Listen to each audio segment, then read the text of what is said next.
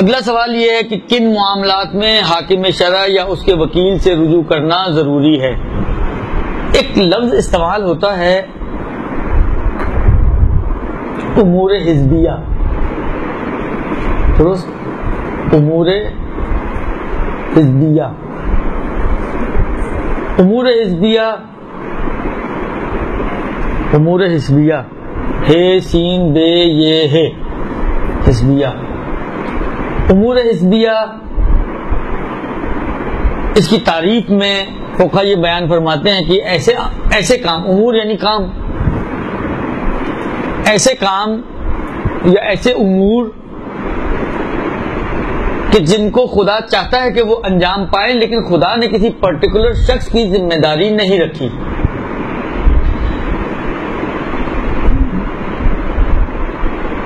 نہیں کہا میں کروں، نہیں کہا آپ کریں، نہیں کہا کون کرے، تو یہ امور حزبیہ، اس کے اندر اتھارٹی پھر آ جاتی ہے مجتہد جامع الشرائط کے اختیار میں۔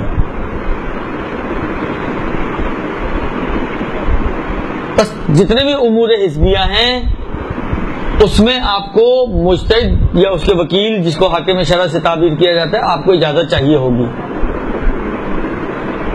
مثلا کیا؟ مثلا ایک بچہ ہے جو یتیم ہے، جس کا کوئی والی و وارث اس دنیا میں موجود نہیں ہے، نہ کوئی، حتی ماں بھی نہیں، باپ بھی نہیں، دادا بھی نہیں، اور کوئی رشتہ دار جو اس کو ٹیک کیئر کر سکے، کوئی بھی نہیں ہے۔ البتہ ہو تب بھی مسئلہ یہی بنتا ہے، ہاں باپ اور دادا ہی اصل ولی ہیں اس کے۔ باپ اور دادا اگر نہیں ہے تو یہ ایسا بچہ ہے کہ جس کا ولی نہیں ہے، چاہے ماں ہو، چاہے چچا تایا ہو، چاہے سب باقی رشتہ دار ہوں۔ میں ایکسٹریم اینڈ والی مثال بنا رہا ہوں تاکہ سمجھنا آسان ہو جائے، اس لیے میں نے وہ مثال دی کہ کوئی بھی نہیں ہے، درست؟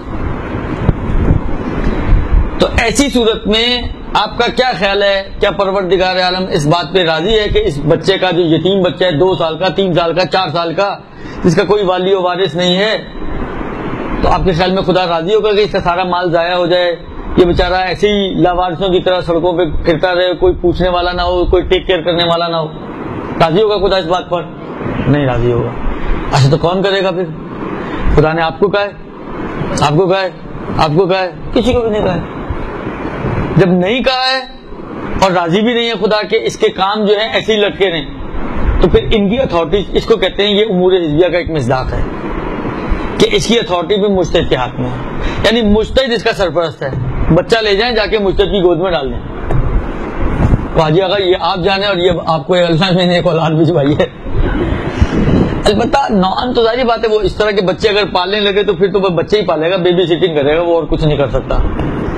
نوعاً ہوتا یہ ہے کہ وہ کسی نہ کسی کو اس کے رشتہ داروں میں سے اس کا سرپرست گارڈین جو لکھا ہوا ہوتا ہے نا آپ کے فارمز میں، شرعی گارڈین یہ ہوتا ہے کہ جس کو مجتہد اس کا سرپرست بنا دے۔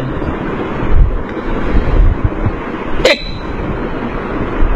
بہت ہی بوڑھی خاتون ایک گھر میں رہتی تھی جس کا کوئی والی و وارث نہیں تھا، اس خاتون کا ہو گیا انتقال۔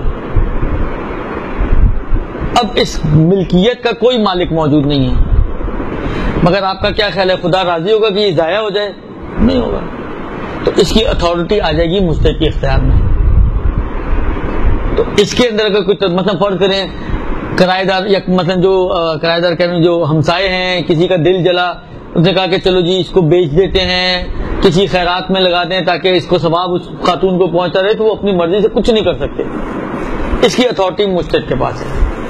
اوقاف، مسجد ہے جس کا کوئی متولی نہیں ہے، امام بارگاہ ہے جس کا کوئی متولی نہیں ہے، یہ سارے اوقاف عامہ، ان کی اتھارٹی اگر متولی نہ ہو تو مجتہد کے ہاتھ میں آ جاتی ہے۔ ان کو کہتے ہیں امور حزبیہ۔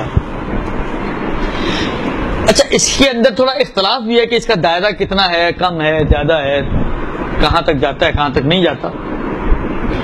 امام خمینی علیہ الرحمہ جو حکومت کے قائل تھے، وہ اسی امور حزبیہ کے عنوان سے قائل تھے، اور وہ امور حزبیہ کے دائرے کو تھوڑا وسیع مانتے تھے، لہذا کہتے ہیں کہ یہ بھی مجتہد کی اتھارٹی ہے کہ وہ حکومت اگر قائم کر سکتا ہے تو اس کو حکومت قائم کرنی چاہیے، اور اسی بنا پر امام خمینی علیہ الرحمہ نے وہ انقلاب ایران جو ہے وہ برپا کیا، وہ اس کے دائرے کی وسعت کے قائل تھے تھوڑا۔ حالانکہ یہ اختلاف ہے دائروں کے اندر، کتنا دائرہ ہے کتنا دائرہ نہیں، تو اصل قانون یہ ہے کہ امور حزبیہ جو بھی مجتہد جس دائرے میں مانتا ہو اس میں اس کی اتھارٹیز ہیں، اور اس کا آپ کو اگر ان چیزوں میں تصرفات کرنا ہے تو اس کے لیے مشتری یا اس کے وکیل کی اجازت لینی پڑے گی۔ اسی کے اندر وہ مال بھی آ جاتا ہے کہ جس کا مالک معلوم نہ ہو، مجہول المال جس کو آپ بولتے ہیں، اسی لیے کہا جاتا ہے کہ حاکم شرع سے اس کی اجازت لی جائے۔ اسی کے اندر وہ مال بھی آ جاتا ہے کہ جو آپ کو گرا پڑا ملا اعلان کرانے کے بعد آپ مالک کے ملنے سے مایوس ہو گئے، تو اب یہ مجہول المال کا حکم اس کے اوپر جاری ہو جائے گا۔ تو مجہول المال وغیرہ کہ جس کا مالک معلوم نہ ہو، اس کی بھی اتھارٹیز اسی کے اندر آ جاتی ہیں۔ پھر امر بالمعروف اور نہی عن المنکر کے باب میں آتا ہے کہ کہیں پہ اگر مارنے تک نوبت آ جائے کہ مارنے یا کسی کا مال زیادہ شراب کے کریٹ ہے، جب تک آپ توڑیں گی نہیں، پھینکیں گی نہیں، اس وقت تک کام نہیں بنے گا، تو اس کے لیے پھر حاکم شرع کی اجازت لینی پڑے گی۔ اگر کمپیکٹ کریں تو یہ سب امور عزویہ کا مصداق بن جاتے ہیں۔ اوپن کرنا چاہیں تو مختلف مصادیق اس کے بن جائیں گے کہ جہاں پر آپ کو مجتہد جامع شرائط کی اجازت لینی پڑے گی۔ درست جی؟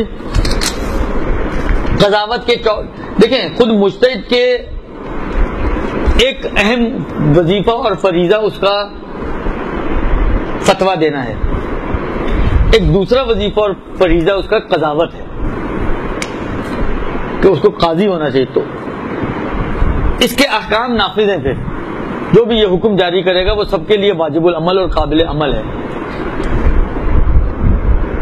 بعض اوقات ان کے اجرا کے لیے جہاں پہ مال وغیرہ انوالو ہو جاتے تو حاکم شرع کی پھر اجازت چاہیے ہوتی ہے، تو ان سے اجازت لے کر اس کو انجام دیا جاتا ہے۔ برحمتک یا ارحم الراحمین وصلی اللہ علی محمد وآلہ الطاہرین۔